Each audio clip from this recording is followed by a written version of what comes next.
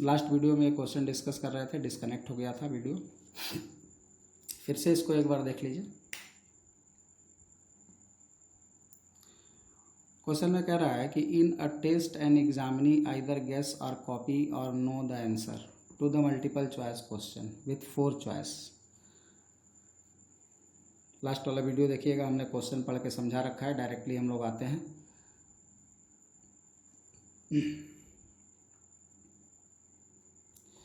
जी हमने माना गेस के इवेंट को, सी माना कॉपी के इवेंट को, के माना आंसर जान रहा है। ये दिया हुआ है क्वेश्चन में, ये दिया हुआ है। पी के हमने निकाल लिया कि वो जानता है आंसर, उसकी प्रोबेबिलिटी कितनी होगी। तो ये म्यूचुअली एक्सक्लूसिव एग्जॉस्टिव था, 1 के बराबर आएगा। इसकी वैल्यू 1/2 आ गई। क्वेश्चन में निकालना था के गिवन ए, मतलब आंसर करेक्ट हो गया और वो जानता था। ठीक है, आंसर करेक्ट हुआ, लेकिन कैसे करेक्ट हुआ? कॉपी करने से करेक्ट नहीं हुआ, गेस करने से करेक्ट नहीं हुआ, वो जानता था और करेक्ट हो गया। उसके लिए फार्मूला हमने यहाँ पर बेस थ्योरम वाला लगा दिया था।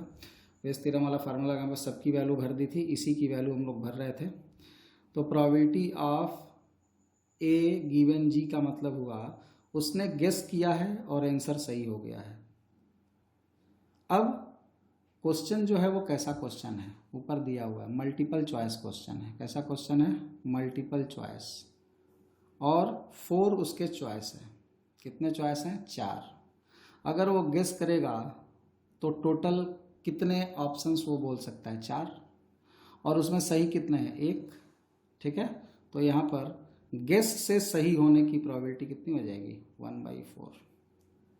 गेस कर सकता है तो टोटल क्या गेस कर सकता है? 4 ऑप्शन है तो ए बी सी डी किसी को भी गेस कर सकता है। ठीक है, और सही है तो उन चारों में एक ही ऑप्शन सही है, तो सही होने की प्रोबेबिलिटी गेस करने से कितनी हो जाएगी? 1/4। उसने गेस किया टोटल 4 ऑप्शन में से कोई एक ऑप्शन, तो 1/4 1/4 1/4 1/4 वो चारों के साथ कर सकता है। गेस कर रहा है तो इक्वली लाइकली है। अगर कोई किसी क्वेश्चन का आंसर गेस करके लगाता है तो वो तो इक्वली लाइकली हो गया, वो ABCD किसी को भी गेस कर सकता है। ठीक है, तो यहाँ सबको ABCD चारों में से किसी को भी टिक लगाने की प्रोबेबिलिटी कितनी होगी? 1/4।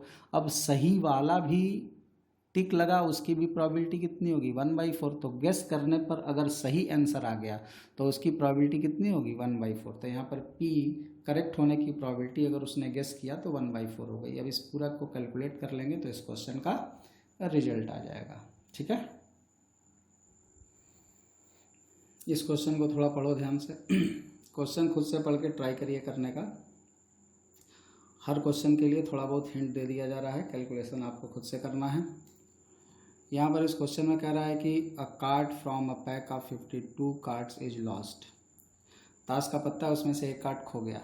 Find the from the remaining card of the pack 2 cards are drawn and are found to be heart. Find the probability of the missing card to be hurt.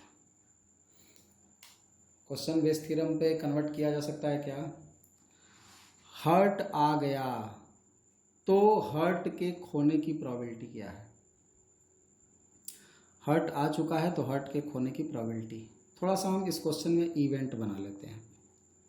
E1 मान लिया, किसको? E2 मान लिया, E3 मान लिया, E4 मान लिया। 4 तरीके के इवेंट बनेंगे। क्या क्या इवेंट बनेंगे? Event that missing card hurt, event that missing card is pet,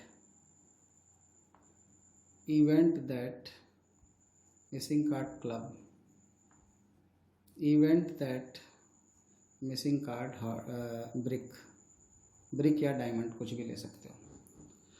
और हमने एक इवेंट ए मान लिया। क्या मान लिया? इस क्वेश्चन में जो हो चुका है उसको। क्या हो चुका है? Event to get 2 hurt. 2 hurt मिल चुका है। कह रहा है ना कि 2 कार्ड निकाला गया और दोनों card are to be found heart. तो जो हो चुका है उसको हम कुछ मान लेते हैं। अब हमें इस क्वेश्चन में फाइंड क्या करना है? प्रोबेबिलिटी किसकी फाइंड करनी है? क्या हो चुका है? 2 हर्ट आ चुका है, मतलब ए हो चुका है। और प्रोबेबिलिटी किसकी निकालनी है कि मिसिंग कार्ड हर्ट था, मिसिंग कार्ड हर्ट हमने किसको माना है, E1 को, तो यहाँ पर E1 यही हमको फाइंड करना है। ठीक है, अब यहाँ पर हर्ट आने की प्रोबेबिलिटी क्या होगी, इसका अगर फार्मूला हम लोग लगाएंगे तो क्या हो गया, इसका फार्मूला लगेगा E1 gives A is equal to, नीचे हो जाएगा PA कंडीशनल से और ऊपर P E1 intersection A। PA मतलब probability that event to get to heart, probability of event to get to heart. अब 2 हर्ट आया, इसकी प्रोबेबिलिटी क्या होगी, अब 2 हर्ट आने की प्रोबेबिलिटी क्या हो सकती है। यहाँ पर केसेस बनेंगे, कैसे कैसे केसेस बनेंगे, टोटल प्रोबेबिलिटी वाले केसेस बनेंगे। क्या, अगर हर्ट खो गया है तब 2 हर्ट आने की प्रोबेबिलिटी अलग होगी, स्पेड खो गया है या कोई और पत्ता खो गया है तब 2 हर्ट आने की प्रोबेबिलिटी कुछ और होगी। बात समझ में आ रही है। तो यहाँ पर हम लोग PA कैसे निकालेंगे, PA की वैल्यू क्या लिखेंगे, तो फार्मूला हो जाएगा E1 given A is equal to, नीचे PA क्या होगा, PA मतलब आपका क्या हो गया, A मतलब event to get 2 hurt, 2 heart आने के इवेंट की प्रोबेबिलिटी है PA। क्या हो सकता है, अगर हर्ट गुम हो गया, E1 हमने हर्ट माना, अगर हर्ट गुम हो गया तो हर्ट के गुम होने के बाद से 2 हर्ट आ गया, या स्पेड गुम हो गया और स्पेड के गुम होने के बाद से 2 हर्ट आ गया, या क्लब गुम हो गया और क्लब के गुम हो जाने के बाद से 2 हर्ट आ गया, या ब्रिक या डायमंड गुम हो गया और उसके गुम होने के बाद से हर्ट आ गया। ठीक है, तो ये हो जाएगा टोटल हर्ट, 2 हर्ट आने की ये प्रोबेबिलिटी होगी। इतने केसेस हमने पहले भी बता रखे हैं कि जब बहुत सारे इवेंट्स हो रहे हों तो किसी एक इवेंट अगर हो रहा है तो वो किसके साथ हो रहा है उसके हिसाब से हम लोग टोटल प्रोबेबिलिटी में डिस्ट्रीब्यूट करते हैं। और निकालना किसके लिए, E1 के लिए, तो E1 के लिए निकालना है तो E1 वाला ऊपर लिख देंगे, तो PE1 और PA गिवन E1। अब यहाँ पे सबकी वैल्यू भरनी है, अब सबकी वैल्यू भरने के लिए सबकी वैल्यू निकालनी भी पड़ेगी। तो E1 E2 E3 E4 सब होगा क्या वो बताओ, तो प्रोबेबिलिटी ऑफ E1 कितना होगा बोलो, event that missing card heart, उसकी प्रोबेबिलिटी, हर्ट के एक पत्ते के गुम होने की प्रोबेबिलिटी, तो हर्ट के टोटल कितने पत्ते होते हैं 13, उसमें से एक टोटल 52 पत्ते हैं और 13 हर्ट है, तो 13 हर्ट में से एक गुम हो गया और वो 52 में से गुम हो गया, तो यही हो जाएगा प्रोबेबिलिटी E1 की। E2 की प्रोबेबिलिटी क्या होगी बोलो, अरे भैया मेरे ताश की एक गड्डी में से हर्ट गायब हुआ कि स्पेड की क्लब या ब्रिक, कोई भी एक गायब हो सकता है, तो सभी तो इक्वली लाइकली ही है, तो यहाँ पर यही PE2 भी होगा, यही PE3 भी होगा और यही PE4 भी होगा, और सबकी वैल्यू 1/4 आएगी क्योंकि इसको कैंसिल करके 1/4 लिखा जा सकता है। ठीक है, अब यहाँ पर इसकी प्रोबेबिलिटी क्या होगी, प्रोबेबिलिटी हर्ट आया और हर्ट ही गुम हुआ था, हर्ट गुम होने के बाद हर्ट आने की प्रोबेबिलिटी, जल्दी बोलो, हर्ट के गुम होने के बाद हर्ट आने की प्रोबेबिलिटी। अगर हर्ट गुम हो गया है तो हर्ट बचा कितना 12, भाई टोटल 13 हर्ट हैं, उसमें से एक हर्ट तो गुम हो गया है, हर्ट गुम हो गया है ना, E1 हर्ट गुम हो गया है, तो टोटल तुम्हारे पास पत्ते बचे 51। ठीक है, और 51 में से एक पत्ता कि 2 पत्ता, 2 पत्ता, 51 में से 2 पत्ता हमें चुनना है और वो दोनों हर्ट आ गया। अब हर्ट के पत्ते बचे कितने हैं भैया मेरे, 12 ही बचे, एक तो गुम हो गया है, तो वो 12 में से दोनों आ रहा है। ठीक है, ये हो गया इसकी प्रोबेबिलिटी। इसी तरह से बताओ A/E2 कितना होगा, A/E2 में भी नीचे 51C2 ही होगा क्योंकि एक पत्ता तो गुम हो गया है, लेकिन जो गुम हुआ है पत्ता वो किसका गुम हुआ है, E2 मतलब स्पेड का। अब इस पेड़ का अगर पत्ता गुम हुआ है तो हर्ट के तो सारे पत्ते बचे हुए हैं, और हर्ट के अगर सारे पत्ते बचे हुए हैं तो वो 13 में से कोई 2 आ सकता है। इसी तरीके से इन दोनों का भी वही रिजल्ट होगा, क्या, PA_E3 और PA_E4, ये तीनों बराबर होंगे, ये अलग होगा। क्यों? अगर हर्ट गुम हुआ है तब हर्ट आने की प्रोबेबिलिटी अलग होगी, लेकिन अगर कोई और पत्ता गुम हुआ है तब हर्ट आने की प्रोबेबिलिटी वही रहेगी। क्यों? मान लो इस पेड़ गुम हो गया है तो हर्ट तो 13 है, तो 13 में से कोई 2 आएगा। अगर क्लब गुम हुआ है तो अभी भी हर्ट तो 13 है, तो 13 में से कोई 2 आएगा। अगर ब्रिक गुम हुआ है या डायमंड गुम हुआ है तो हर्ट तो 13 है, 13 में से कोई 2 आएगा। लेकिन अगर हर्ट गुम हो गया है तो हर्ट का पत्ता बचा 12, और हर्ट ही आना भी है तो 12 में से 2 आएगा। ठीक है, इसीलिए हर्ट गुम होने पर ये 12C2 है, और हर्ट के अलावा कोई भी गुम हो गया है तो सब में 13C2 हमने यहाँ पर लिख रखा है। और नीचे सब में 51C2 क्यों है? क्योंकि सब में एक पत्ता तो गुम है, एक पत्ता गुम है तो टोटल 52 पत्ते होते हैं, उसमें एक पत्ता गुम हो गया मतलब 51 पत्ते बचे, तो 51 में से 2 आना। तो यहाँ पर जो प्रोबेबिलिटी हम लोग लिखते हैं उस प्रोबेबिलिटी में डिनोमिनेटर में NS लिखते हैं, मतलब टोटल केसेस। अगर 51 पत्ते में से हमको 2 पत्ता निकालना है तो टोटल क्या केस हो सकता है? कोई भी 2 आ सकता है, 51C2। और प्रोबेबिलिटी किसकी निकालना है कि हर्ट आए तो हर्ट का नंबर ऊपर रखेंगे, तो हर्ट 12 है, 12 में से 2 निकाला तो वो ऊपर रहेगा। ठीक है, इस तरीके से हम लोग यहाँ पे प्रोबेबिलिटी निकाला। अब सबकी वैल्यू तो हमको मिल गई, अब इन सारी वैल्यूज़ को उठा के इस फार्मूले में अप्लाई कर देंगे तो इस क्वेश्चन का रिजल्ट आ जाएगा। ये जितने भी क्वेश्चन हमने आपको बताए, बेस थ्योरम या पीछे के कुछ क्वेश्चन, इन सारे क्वेश्चंस को आप नोट करिए, इन सारे क्वेश्चंस को खुद करिए। इन क्वेश्चंस को हमने जानबूझ करके बहुत जल्दी सॉल्व करके बताया है, ताकि हम थियरी ऑलरेडी बता चुके हैं और थियरी से रिलेटेड आपको थोड़ा बहुत हिंट भी मिल गया है। आप कागज़ पे वीडियो को पॉज कर करके सारा क्वेश्चन एक जगह नोट करिए, और क्वेश्चन नोट करने के बाद खुद से उसको ट्राई करिए, दिमाग लगाइए, सारे केसेस देखिए क्या क्या हो सकते हैं, और एक आइडिया रफ हमने यहाँ पर आपको दे दिया। हमने किसी भी क्वेश्चन का एक डिटेल सोल्यूशन नहीं बताया है, हमने सब जगह एक रफ आइडिया ही दिया है। कई जगह हमने आपको ये भी बोला है कि इवेंट म्यूचुअली एक्सक्लूसिव और एग्जॉस्टिव है, लेकिन हमने समझाया आपको नहीं है कि कैसे म्यूचुअली एक्सक्लूसिव और एग्जॉस्टिव हैं। उन पे आप थोड़ा अपना दिमाग लगा करके सोचिए कि कैसे म्यूचुअली एक्सक्लूसिव और एग्जॉस्टिव हैं। ठीक है, उस पर जब दिमाग पे जोर डालोगे और खुद से एक बार जब चैप्टर को समझने और सोचने लगोगे तो अपने आप इसके क्वेश्चन लगने लगेंगे। और हर जगह हम एक्सप्लेन करते रहेंगे कि ये ऐसे है, ये ऐसे है, ये ऐसे है, तो विकलांग टाइप के हो जाओगे। ठीक है, तो इसलिए प्योरली आप क्वेश्चन को कागज़ में नोट करिए, एक बार पूरा वीडियो देख जाओ। पूरा वीडियो रफली हम एक जनरल आपको सोल्यूशन भी दे रहे हैं, सबका रफ सोल्यूशन जिसको कहा जा सकता है। इस रफ सोल्यूशन से कुछ थोड़ी बहुत सोचने की एक आपको डायरेक्शन या आइडिया ज़रूर मिल जाएगी, पूरा सोचने का तो नहीं मिलेगा। हमने सोल्यूशन भी इसी तरह से कर रखा है जानबूझ करके कि आप पूरा यहाँ पर सोच ना पाएँ। यहाँ इसको देख करके आपको पूरा आइडिया नहीं लगेगा कि ये हो क्या रहा है। जब आप खुद से क्वेश्चन लिख करके और विचार करोगे और थोड़ा थोड़ा जो यहाँ पर हम चीज़ें बताए हैं इसको अप्लाई करोगे तो अपने आप सोचने लगोगे, और एक दो क्वेश्चन में जब खुद से सोचना शुरू करोगे तो क्वेश्चन अपने आप लगना स्टार्ट हो जाएगा। ठीक है,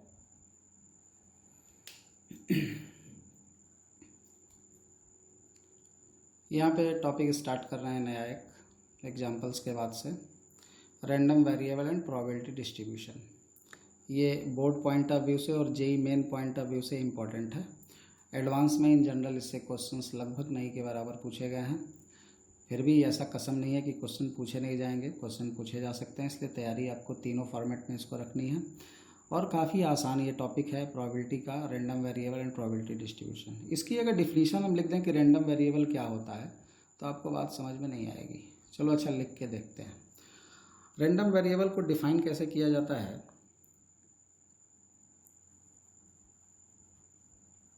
random variable is a real valued function having domain at sample space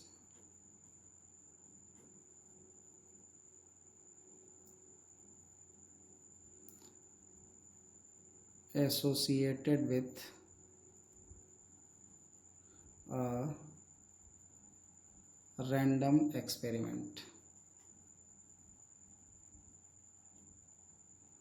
ये किताबी डिफिनीसन है, बच्चों के किसी काम की डिफिनीसन फ़िलहाल अभी नहीं है। ऐसा नहीं है कि डिफिनीसन काम की नहीं है, डिफिनीसन काफ़ी काम की है, लेकिन अभी जो आप जिस स्टैंडर्ड में हैं, आईटी लेवल तक, 12th तक, जेई एडवांस, जेई मेंस तक, इस डिफिनीसन से कुछ नहीं होने वाला है। इस डिफिनीसन की ज़रूरत आगे चल के काफ़ी पड़ेगी हायर क्लास में, लेकिन अभी ये रियल वैल्यूड फंक्शन की डिफिनीशन यहाँ पर जो हमने लिख दिया, इस डिफिनीशन से आप कोई आइडिया नहीं लगा सकते हो। इस डिफिनीशन को बैठ करके हम एक्सप्लेन भी करें तो आप 2 मिनट 3 मिनट के लिए समझोगे और फिर ख़त्म हो जाएगा सब कुछ। सिंपली इसको ऐसे समझो, बिल्कुल आसान भाषा में, क्योंकि मैथमेटिक्स में हम कई बार बोल चुके हैं कि मैथमेटिक्स में आपको थियरी कैसे समझ में आ रही है ये इम्पॉर्टेंट नहीं है, समझ में आना इम्पॉर्टेंट है, और वो समझ करके प्रॉब्लम्स में, क्वेश्चन में अप्लाई करना ज़रूरी है। ठीक है, और अप्लाई किसी चीज़ को आप तभी कर सकते हो जब वो जहन में उतर जाए। कॉपी में इस तरीके से कठिन लैंग्वेज में नोट कर लेने से क्वेश्चन नहीं लगने वाला। ठीक है, डिफिनीशन जरूर स्टैंडर्ड हो जाएगी, बट उससे क्वेश्चन में कोई इफेक्ट नहीं पड़ेगा। तो क्वेश्चन लगने के लिए किस तरीके से वो समझे वो ये जरूरी नहीं है, समझ में बस आना चाहिए। तो हम टोटली इसको यहाँ पर इस तरीके से समझाते हैं कि रैंडम वेरिएबल है क्या, रैंडम वेरिएबल किसको बोलते हैं। जैसे हम मान लो यहाँ इसको एग्जाम्पल से समझते हैं। मान लो बोला गया कि आप टॉस करो, यहाँ से समझना शुरू करो, इसको छोड़ दो। हमने लिख जरूर दिया बट ये लिखा हुआ ही रहने दो, न तो इसको कॉपी में आपको नोट करने की ज़रूरत है, न तो इसके बारे में कुछ दिमाग लगाने की ज़रूरत है। सीधे सीधे यहाँ समझो। ये तो खाली इसलिए लिख दिया कि रैंडम वेरिएबल क्या होता है, तो समझाना शुरू कर देते हो तो अच्छा ये होता है क्या। रैंडम वेरिएबल की एक स्टैंडर्ड डिफिनीशन होती है, बट उस डिफिनीशन से हमको कोई लेना देना नहीं है। हम शुद्ध देसी भाषा में यहाँ समझने की कोशिश करेंगे। टॉस 3 कॉइन्स, 3 कॉइन को मान लो हमने टॉस किया। 3 कॉइन को टॉस किया तो होगा क्या, जरा बताना। तीनों में हेड आएगा या 2 हेड एक टेल आएगा।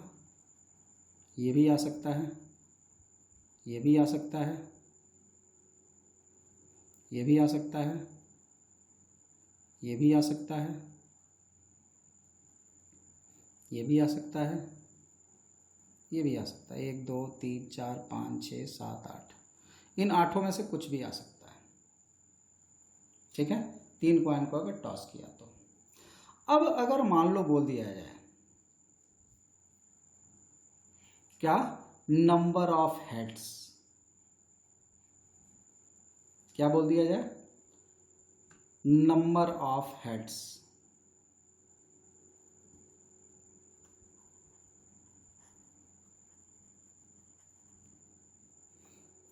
तो नंबर ऑफ हेड्स क्या क्या हो सकते हैं। 3 कॉइन टॉस करने पर नंबर ऑफ हेड क्या क्या हो सकते हैं। हमने 3 सिक्का उछाला तो कितने हेड आ सकते हैं। हो सकता है एक भी ना आए, हो सकता है एक आए, हो सकता है किसी 2 पर हेड आए, या हो सकता है कि तीनों पे हेड आ जाए। तो नंबर ऑफ हेड क्या क्या हो सकते हैं, 0 या 1 या 2 या 3। तो यहाँ पर ये जो नंबर ऑफ हेड्स हैं ये वैरी कर रहे हैं। क्या कर हो रहे हैं, वैरी कर रहे हैं। कैसे वैरी कर रहे हैं, फिक्स नहीं है। नंबर ऑफ हेड फिक्स नहीं है। मान लो तुमसे अगर बोला जाए कि 3 सिक्का उछाल दो, और तुम सिक्का उछालने से पहले जान रहे हो क्या कि कितने हेड आएंगे, नहीं जान रहे हो। क्या हो सकता है, हो सकता है एक भी हेड ना आए, हो सकता है कि किसी एक सिक्के पे हेड आ जाए, हो सकता है किसी 2 सिक्के पे हेड आए, हो सकता है तीनों पे हेड आ जाए, हो सकता है कि नहीं हो सकता है। तो ये जो हेड आने का यहाँ पर कंडीशन है, ये कंडीशन फिक्स नहीं है, वैरी कर रहा है। नंबर ऑफ हेड आना यहाँ पे वैरी कर रहा है। इसी को हम लोग यहाँ पर डिनोट करते हैं x से, और इसी को हम लोग नाम देते हैं क्या, रैंडम वेरिएबल। ठीक है, रैंडमली चेंज हो रहा है, इसी को हम लोग नाम देते हैं रैंडम वेरिएबल। बात समझ में आ गई क्या, सिंपल सी बात है। नंबर ऑफ हेड्स इसमें अगर बोला जाए तो आप बोलोगे नंबर ऑफ हेड 0 भी हो सकता है, 1 भी हो सकता है, 2 भी हो सकता है, 3 भी हो सकता है, कुछ भी हो सकता है। ठीक है, यहाँ पे इन चारों में से इसी को, चूंकि ये वैरी कर रहा है, इसी को हम लोग क्या बोलते हैं, रैंडम वेरिएबल बोलते हैं। नाम इसको क्या देते हैं, रैंडम वेरिएबल। तो इस तरीके से ये चीज़ समझना ज़्यादा आसान है, ठीक। इसी रैंडम वेरिएबल की प्रोबेबिलिटी जो होती है, इसी रैंडम वेरिएबल की जो प्रोबेबिलिटी होती है, प्रोबेबिलिटी, अब जीरो की प्रोबेबिलिटी क्या होगी, मतलब जीरो हेड आए, नंबर ऑफ हेड जीरो आ गया, तो जीरो हेड यहाँ पर कहाँ मिल रहा है, देखो यहाँ केवल एक जगह, तो 1/8 हो जाएगा। एक बार हेड आए, इसकी प्रोबेबिलिटी क्या हो जाएगी, एक बार हेड कहाँ कहाँ पे आया, यहाँ पे और यहाँ पे, तो 3/8 हो जाएगा। दो बार हेड आए, दो बार हेड कहाँ पे आ रहा है, यहाँ, यहाँ और यहाँ, तो कितना हो जाएगा, ये भी 3/8 हो जाएगा। तीनों बार हेड आए, तीनों बार हेड आया मतलब तीनों बार हेड कहाँ आ रहा है, एक बार, तो 1/8। इसी प्रोबेबिलिटी को, रैंडम वेरिएबल की जो प्रोबेबिलिटी होती है, इसी प्रोबेबिलिटी को क्या नाम दिया जाता है, प्रोबेबिलिटी डिस्ट्रीब्यूशन। बात समझ में आ गई, प्रोबेबिलिटी डिस्ट्रीब्यूशन रैंडम वेरिएबल बिल्कुल आसानी से समझ में आ गया होगा। तो किसी भी एक्सपेरिमेंट में किसी भी रिजल्ट के नंबर की, किसी रिजल्ट, फिक्स रिजल्ट के नंबर की अगर चर्चा हो रही है और वो नंबर अगर वैरी कर रहा है उस एक्सपेरिमेंट में, वैरी हो सकता है उस एक्सपेरिमेंट में, तो उसी नंबर्स को ही हम लोग यहाँ पे रैंडम वेरिएबल फिलहाल बोलेंगे। अभी आपको इतनी ही डिफिनीशन से क्वेश्चन करना है। और उन हर, चूंकि ये वेरिएबल है, रैंडम वेरिएबल, रैंडम वेरिएबल मतलब वो वैल्यू फिक्स नहीं है, तो बार बार वो वैल्यू अलग अलग होगी। उस हर अलग अलग वैल्यू के लिए अगर हम प्रोबेबिलिटी फाइंड कर लेंगे तो उसी प्रोबेबिलिटी को, उस रैंडम वेरिएबल का प्रोबेबिलिटी डिस्ट्रीब्यूशन कहा जाता है। बात समझ में आ गई, तो ये हो गया प्रोबेबिलिटी डिस्ट्रीब्यूशन। एक इम्पॉर्टेंट चीज़ यहाँ पर क्या है, समेशन ऑफ प्रोबेबिलिटी डिस्ट्रीब्यूशन हमेशा 1 के बराबर होता है। ये जितना भी यहाँ आया सबका जोड़ हमेशा 1 आएगा। देखो 1/8, 3/8, 3/8, 1/8, सबका बेस 8 है, और ऊपर वाला जोड़ दो, 3 3 6 1 7 1 8, तो 8/8, तो समेशन ऑफ P1 होता है, यानी कि समेशन ऑफ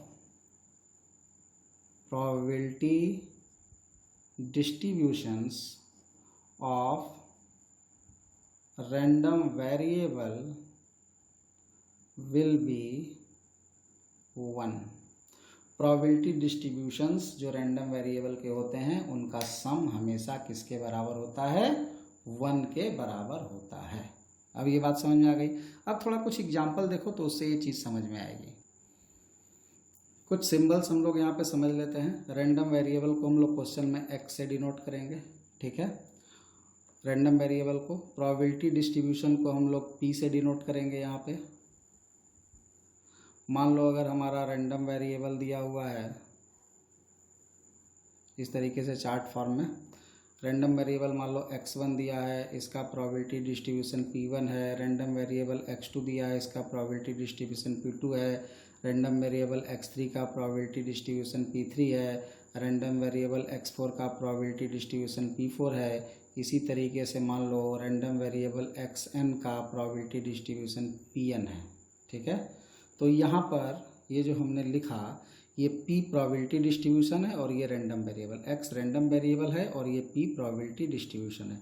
यहाँ पर p1 plus p2 plus p3 plus pn, ये जो होगा इन सब का सम किसके बराबर होगा, 1 के बराबर। ये हमने आपको पीछे अभी बता रखा है।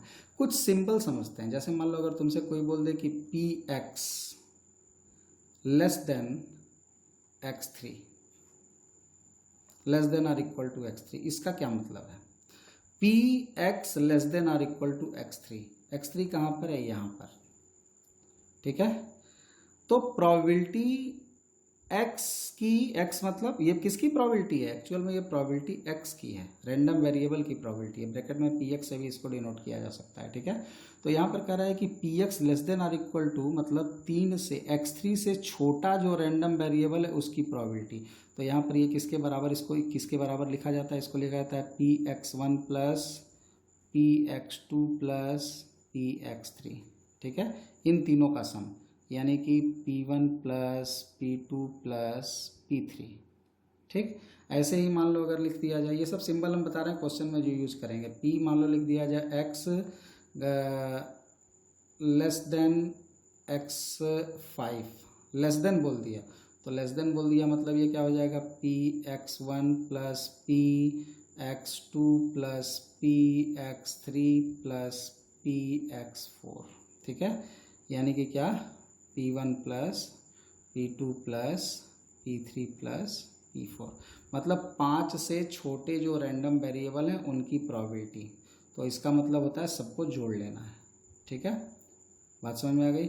अगर लिख दे कि पी एक्स जो है x6 से छोटा है और x2 से बड़ा या बराबर है, उसकी प्रोबेबिलिटी डिस्ट्रीब्यूशन। तो यहाँ पे क्या है, प्रोबेबिलिटी डिस्ट्रीब्यूशन किसका, x का। कैसे x का, जो x2 से बड़ा या बराबर है और x6 से छोटा है, मतलब क्या लेना है, x2 के बराबर भी है तो px2 plus px3 plus px4 plus px5, 6 से छोटा लेना है। तो इसकी value p2 plus p3 plus p4 plus p5 हो जाएगी। ठीक है, तो इस तरीके से हम लोग सिंबल्स को यूज़ करके आपस में इस तरीके से क्वेश्चन सॉल्व करते हैं। अब कुछ एग्जांपल्स देखते हैं। कह रहा है कि find the probability distribution of x, the number of heads in 2 toss of a coin. एक कॉइन को 2 बार टॉस किया गया और नंबर ऑफ हेड के लिए प्रोबेबिलिटी डिस्ट्रीब्यूशन निकालना है, x मतलब रैंडम वेरिएबल के लिए। ठीक है, तो यहाँ पर हम लोग अगर क्वेश्चन करें सॉल्यूशन तो कैसे लिखेंगे वो देखो। यहाँ पे हम लोग x मतलब रैंडम वेरिएबल क्या क्या हो सकता है, तो अगर हम 2 कॉइन टॉस करेंगे और हेड आना, नंबर ऑफ हेड बोल रहा है, तो नंबर ऑफ हेड के लिए रैंडम वेरिएबल क्या क्या हो सकता है ज़रा बोलो। हो सकता है एक बार भी हेड ना आए, हो सकता है एक बार हेड आए, हो सकता है कि 2 बार हेड आए। Number of heads 2 toss of a coin, एक कॉइन को 2 बार टॉस किया। ठीक है, ये हो गया।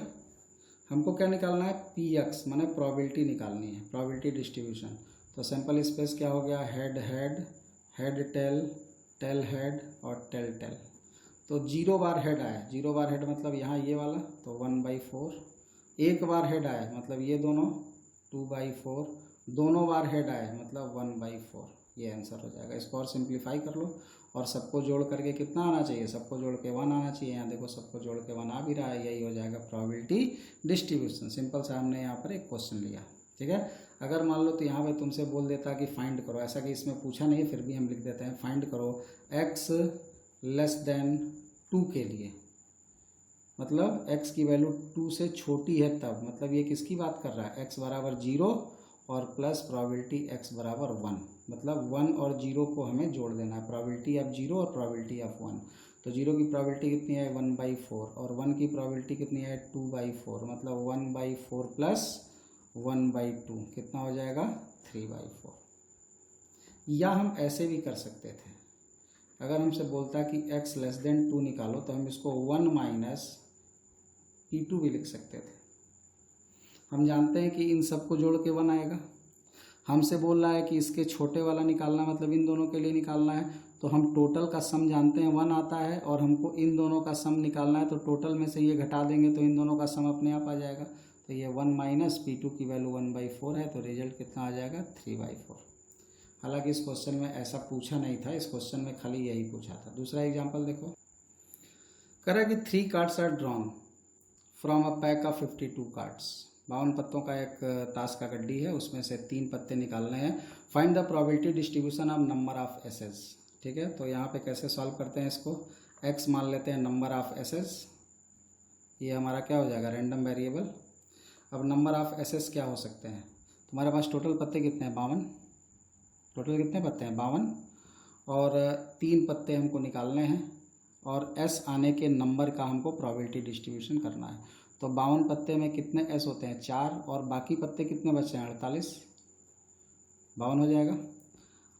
क्या हो सकता है, हो सकता है एक भी इक्का ना आए, हो सकता है एक इक्का आए, हो सकता है 2 इक्का आए, और हो सकता है तीनों का तीनों इक्का आ जाए, यही केस हो सकता है। ठीक, एक भी इक्का ना आए, इसका मतलब क्या होगा, px प्रोबेबिलिटी डिस्ट्रीब्यूशन इसी को बोलेंगे। ठीक है, एक भी इक्का ना आए, इसकी प्रोबेबिलिटी क्या होगी, एक भी इक्का ना आने का क्या मतलब होगा कि तीनों पत्ता यहाँ से आ गया। ठीक है, तो प्रोबेबिलिटी क्या होगी, नीचे क्या हो गया, 52c3। हमको 52 में से 3 पत्ता निकालना है, और वो तीनों पत्ता आना कहाँ से चाहिए, इस 48 में से। 48C3। एक पत्ता आ जाए, एक इक्का आ जाए। एक इक्का आने का क्या मतलब है, टोटल तो 52C3 होगा। एक इक्का है मतलब इसमें से एक आए और बाकी दो इसमें से आ जाए, तो क्या हो जाएगा 4C1 और 48C2। ठीक है, ये गैप छोटा हो गया, हम बड़ा बड़ा यहाँ लिख देते हैं। यहाँ पे क्या आएगा, ये दो इक्के की बात हो रही है, दो इक्का मतलब नीचे तो हो जाएगा 52C2 और ऊपर क्या है, दो इक्का मतलब इसमें से दो आए और दो इसमें से आए। चार पत्ता टोटल, सॉरी टोटल 3 पत्ता लाना है, 3 पत्ता लाना है तो यहाँ 50C3 लिखेंगे, 52C3। ठीक है, अब हमको क्या लाना है, दो पत्ता दो इक्का लाना है। दो इक्का कब आएगा, इसमें से दो आए और इसमें से एक आए, तो 4C2 इंटू 48C1। इसका क्या रिजल्ट हो जाएगा, तीन इक्का आए, तीनों इक्का आ जाए मतलब तीनों इसी में से आ जाए, तीन ही निकालना है, तो 52C3 ये NS हो गया और तीनों यहाँ से ही आ गया मतलब तीनों के तीनों इक्के आ गए। तो ये प्रोबेबिलिटी डिस्ट्रीब्यूशन, ये प्रोबेबिलिटी डिस्ट्रीब्यूशन, ये प्रोबेबिलिटी और ये प्रोबेबिलिटी, ये चारों क्या हो गया मिल करके प्रोबेबिलिटी डिस्ट्रीब्यूशन। किसका probability distribution, number of aces का। बात समझ में आ गया, प्रोबेबिलिटी डिस्ट्रीब्यूशन किसको बोलते हैं। ये क्वेश्चन देखो, कह रहा है कि एक अर्न है जिसमें 4 वाइट, एक झोला बना लो उसमें 4 वाइट और 3 रेड बॉल है। Find the probability distribution of number of red ball in a drawn of 3 ball. तुमको 3 बॉल निकालना है, क्या करना है, 3 बॉल निकालना है। कहाँ से, इस झोले में से। ठीक है, 3 बॉल निकालना है और क्वेश्चन में क्या कह रहा है, प्रोबेबिलिटी डिस्ट्रीब्यूशन बनाओ। अब इसके अंदर से किसके लिए, नंबर ऑफ रेड बॉल के लिए। प्रोबेबिलिटी डिस्ट्रीब्यूशन किसके लिए बनाना है, नंबर ऑफ रेड बॉल के लिए, मतलब लाल बॉल आए। लाल बॉल कैसे हो सकती है, कैसे आ सकती है, हो सकता है एक भी लाल बॉल ना आए, हो सकता है 3 बॉल निकालनी है, कितनी बॉल निकालनी है, 3 बॉल निकालनी है, 3 निकालनी, हो सकता है एक भी लाल ना आए, हो सकता है कि एक लाल आए, हो सकता है 2 लाल आए और हो सकता है कि तीनों की तीनों लाल हो जाए, क्योंकि इसमें टोटल 3 लाल तो हैं, इसमें टोटल 3 लाल हैं तो तीनों भी लाल आ सकती हैं। अब कोई लाल नहीं आया मतलब क्या, टोटल यहाँ कितने बॉल हैं, 4 3 7, तो निकालना कितना है, 7 में से 3 और आना क्या चाहिए, रेड नहीं आना चाहिए, मतलब तीनों वाइट आ जाए, मतलब 4C3। यहाँ एक लाल आए, एक लाल मतलब 3 में से एक आ जाए और बाकी दो इस 4 में से आ जाए, 4C2, और यहाँ क्या हो जाएगा 7C3। यहाँ पे क्या हो जाए, 2 लाल आ जाए मतलब इसमें से 2 आ जाए, 3 में से 2 आ जाए और इस 4 में से एक आ जाए और नीचे 7C3, तीनों लाल आ जाए मतलब तीनों यहीं से